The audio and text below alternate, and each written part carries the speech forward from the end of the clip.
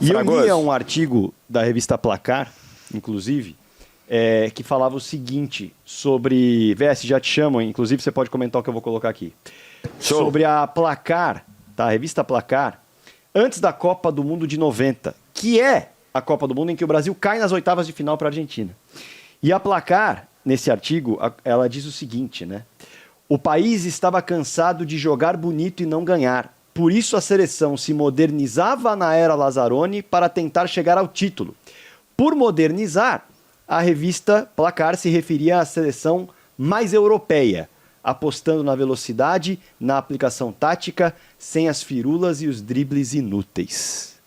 Isso é a visão da Placar antes do Brasil entrar em campo para a Copa de 90. Como era essa seleção e como estava o clima. Não passa a sensação de um filme repetido, VS? Um país que está cansado de não ganhar, de tentar falar que joga bonito e não vence, está querendo se modernizar para um jogo mais europeu. Me parece até um filme repetido. A gente tem muito a tendência de, quando as coisas dão errado, você querer o famoso museu de grandes novidades, né? Mas enfim, eu vivi muito a Copa de 90. Outro dia eu fiz um desabafo aqui num dos radares do Hexa. Em 90, eu, adolescente, a minha expectativa, eu estava conformado que eu nunca veria o Brasil campeão do mundo. Eu estava conformado. Em 94 eu falava, não vai ganhar. Acho que eu nasci numa época que eu não vou ver o Brasil campeão do mundo. Mal sabia que eu veria 3 finais seguidas com 2 títulos. Acho que hoje, o moleque que tem 14, 15, 16 anos, que gosta pra cacete da seleção brasileira, e não tem essa de que ninguém liga pra seleção brasileira, isso é uma das grandes balelas que muita gente coloca, eu acho que hoje esse garoto tá com esse mesmo sentimento, de que ele acha que ele nunca vai ver a seleção brasileira campeã do mundo. Vamos para o nosso maior jejum, né? Que é o maior jejum se contarmos o tempo depois da gente já ter sido campeão.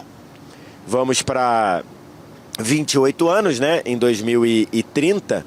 E reparem que é empatado o maior período que a gente ficou sem ganhar desde a existência da Copa do Mundo, né? Porque a Copa do Mundo começou em 30 e a gente ganhou em 28. Sendo que nesse meio tempo não tivemos duas. Não tivemos Copa... Eu falei o quê? 28. Perdão, 58. Então a gente começou em 30, a gente ganhou em 58. E nesse período não tivemos duas, né? Porque não tivemos em 42 e 46 por conta da Segunda Guerra Mundial. Então a gente já pode dizer que é o maior período que o Brasil ficou sem levantar a taça da Copa do Mundo. É o maior período. Porque os 28 da criação até 58, a gente não teve 2 Copas, né?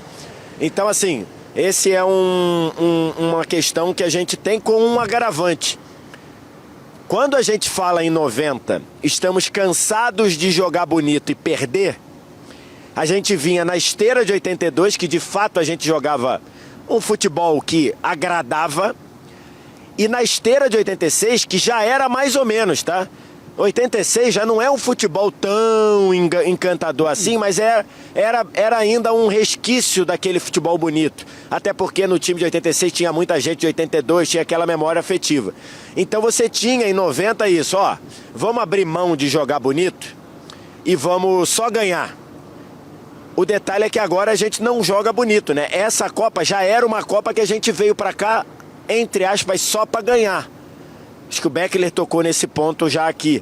E não ganhamos. Então, é um pouco de frustração, é um pouco de museu de grandes novidades, de querer achar os... Mas o detalhe não dá nem para usar essa carta, porque a gente não estava jogando bonito. A gente já veio para cá para arrumar um jeito só de ganhar.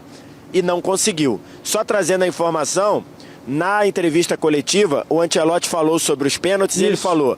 Seguir a ordem que estava estabelecida. A ordem era 1 Neymar, 2 Rafinha, 3 Igor Thiago, 4 Bruno Guimarães. Ou seja, o Vinícius era, na melhor das hipóteses, a 5ª opção do Ancelotti. Pelo que eu recebi aqui, Vitor, a gente vai confirmar depois, Neymar, Igor Thiago, Rafinha, Bruno Guimarães, Martinelli. O Vini nem aparece entre os 5. Foi o que eu recebi aqui, a gente vai confirmar. Ou seja, mas então eu recebi isso. aqui, tá? Nem O Vinícius aparece entre os 5, seria o sexto. Seria a sexta ou menos, né? Ou menos. Meu. Agora- Mas tem que entender também contexto, viu, gente? Infelizmente, a gente não sabe de tudo que acontece. A gente não sabe das conversas, então por isso que eu não acho muito seguro ficar batendo martelo em relação a Nem isso. tudo dos Foi o que ele treinos falou, também. tá? A gente não sabe do próprio desejo do jogador. Perfeito, não, tem isso, pode ser. Pode ser que o cara não sinta a Porque vontade de pênalti bater. também é Pode ser, confiança. pode não, ser. não. Pênalti é confiança, não dá pra você o obrigar Dudu, a falar, não, você... Claro. O Dudu ficou marcado, né? Porque o Dudu era um jogador que disputaria pênalti pro Palmeiras e falava, eu não quero bater, cara. Eu não me Agora, sinto confiante pra bater. A Faz gente parte. olha para isso, eu trouxe aqui o debate de 90 para a mesa, e quando a gente fala sobre ciclos, né, a gente está indo para o mais longo, a gente tem que olhar para o que aconteceu nesse ciclo e tentar entender o que a gente tem que evitar para o próximo ciclo. O que nós precisamos evitar para o próximo ciclo? Quais erros que nós cometemos neste ciclo, no qual a gente teve 4 treinadores e 95 jogadores convocados, se eu não esqueci nenhum, para 37 jogos? Quais são os erros que a gente tem que evitar? Já já o Beckler e o VS vão voltar com a gente para trazer a visão deles, mas se a gente puder colocar pelo menos o principal. Qual é o principal erro que a gente não pode cometer? Porque a gente já falou do Tite, que não, a gente precisa dar um ciclo longo para o Tite. O resultado foi o mesmo, quartas de final, né? Aí a gente começou a colocar outros técnicos e a gente falou, a gente precisa de um técnico estrangeiro nessa seleção. Ele chegou e o resultado foi até pior. A gente caiu nas oitavas de final. Mas ele não teve um ciclo inteiro.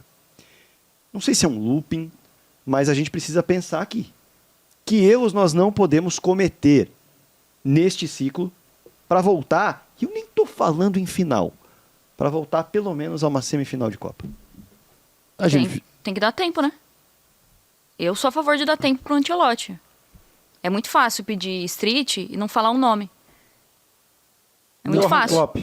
Ah, mas ele já foi vai assumir a anunciado Alemanha. na Alemanha, inclusive. Então espera acabar a Copa do Mundo E outra traz coisa, os quando a gente traz os nomes, a gente também conta que as pessoas vão querer, né? Sim. Assumir a seleção brasileira. Eu acho que já foi um grande feito você trazer o Ancelotti, que é um técnico italiano. Eu acho Por que tem enquanto não foi um grande feito, tem- né? O feito foi reprovado. então, mas Não, tem, é um grande reprovado. feito. Se Eu vai acho dar que certo ou não, Já não deu, é né? outra história. tem que acreditar em alguma coisa, né? Então, assim, o Ancelotti vai ficar, tem que acreditar na filosofia, que ele vai implementar alguma coisa nos próximos 4 anos. Você pode achar que não, você pode achar que sim, mas você tem que acreditar. É como num clube de futebol, você tem que implementar uma filosofia, acreditar nela e com ela até o fim.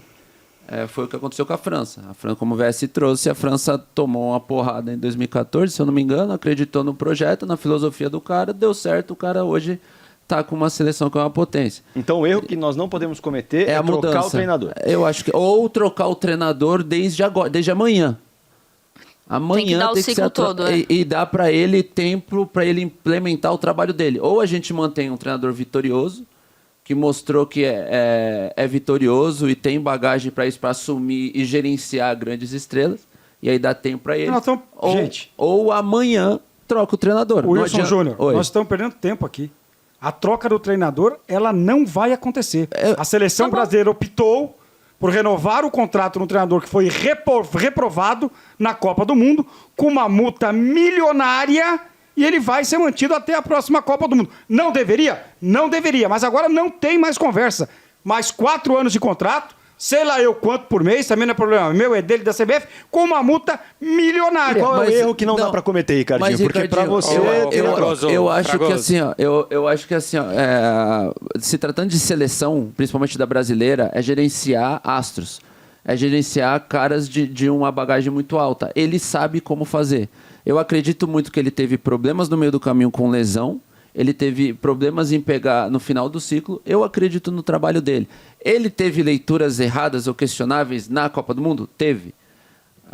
Você gosta ou não, ele cometeu erros. Mas se não der tempo para um cara vitorioso, com bagagem, com gerenciamento de elenco, poder trabalhar, irmão, nós vamos ter que apresentar o Guardiola amanhã. Ele Mas já até ver o Guardiola não é garantia. Ele também se Exatamente. perdeu em determinado momento no Manchester City. Eu concordo, é por isso que Até eu os grandes acredito. vão errar, É por gente. isso que eu acredito na permanência do. Mas é muito do que acredita, né? Você tem que definir, acreditar Fragoso. e entregar o trabalho. Eu acredito na permanência do Ancelotti. Eu quero o chat trazendo alguns comentários aqui sobre o principal erro que a seleção não pode cometer e que cometeu nesse ciclo. O Beckler me chamou e eu quero ouvir a opinião dele. Isso de trocar de técnico, para mim, é o que faz a gente chegar no nosso maior jejum. É a cultura de trocar de técnico toda hora, de não acreditar em absolutamente nada, de, a partir daí, não deu certo, troca. E não é que vai trocar o técnico que você vai sair de um técnico que pensa uma coisa para um outro técnico que pensa essa mesma coisa e que vai executar de uma forma melhor. O futebol brasileiro, como sistema de futebol brasileiro, é uma máquina de moer técnico, de não dar tempo para ninguém. Isso fez com que todos os técnicos formados no Brasil, agora está chegando uma nova geração, que talvez já seja influenciada por a gente dar mais tempo para os estrangeiros e quem sabe também para essa nova geração que está chegando. Mas o Brasil, por décadas, é um futebol de uma cultura que troca de técnico toda hora, que o técnico não tem tempo de pensar em como jogar. E o mais importante do futebol, você só vai saber como que você vai ganhar um jogo de futebol se você souber fazer as perguntas. Se você não sabe por que você está ganhando, se você não sabe por que você está perdendo, você vai trocar de forma aleatória, de qualquer jeito, até dar certo. E um relógio parado marca a hora certa 2 vezes por dia. Então, de vez em quando vai dar certo. E alguém vai ganhar o Campeonato Brasileiro, porque dos 20 alguém vai ter que ganhar. Então, a gente trabalha desse jeito, porque para o dirigente do futebol brasileiro é muito fácil mandar um técnico embora, porque ele se defende e aí o problema é do técnico. E aí chega outro e não dá certo, e o problema de novo é do técnico, e depois é do técnico de novo, e depois vai ser do cara que perdeu o pênalti. Nunca o problema é de quem está pensando o futebol no Brasil, de quem é que está escolhendo como que a gente quer jogar. Por que a gente quer jogar assim? Qual que é o tipo de jogador que a gente tem para jogar? E a partir desse tipo de jogador, como é que a gente vai jogar? Então, se a gente manda... Agora, o Ancelotti não serve mais. Ganhou 5 Champions, ganhou em todos os países. Não serve mais. Por quê? Porque hoje deu errado.